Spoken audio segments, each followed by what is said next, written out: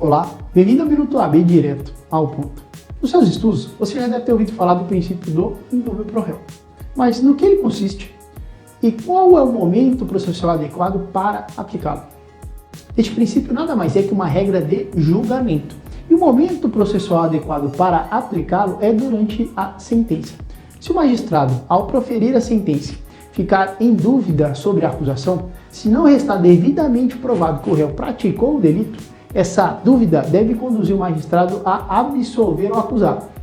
A regra, então, é, na dúvida, o réu deve ser absolvido. E o magistrado vai absolver com base no artigo 386, inciso 7 do Código de Processo Penal, frente à ausência de provas. A aplicação do indúbio pro réu é uma regra, ela deve ser aplicada em todos os processos.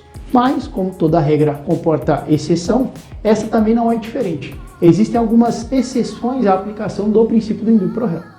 Trago aqui na aula de hoje duas exceções. A primeira é a primeira fase do tribunal do júri. O tribunal do júri é segmentado em duas fases. A primeira, na qual o juiz vai decidir se manda ou não o réu a júri, e a segunda fase, na qual o réu é julgado pelos jurados. Na primeira fase, quando se está decidindo se o réu vai ou não para o júri, aplica-se o princípio do indúbio pro societá, ou seja, na dúvida, o réu deve ser mandado ao tribunal do júri para ser julgado pelos jurados. Já na segunda fase do tribunal do júri, que é o julgamento no plenário perante os jurados, nessa fase, se houver dúvida com relação à acusação, os jurados devem absolver o réu.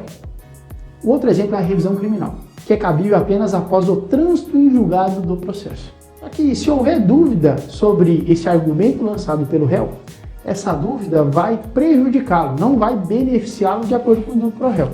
Nesse sentido, se houver dúvida sobre a revisão criminal, os julgadores vão indeferir ela.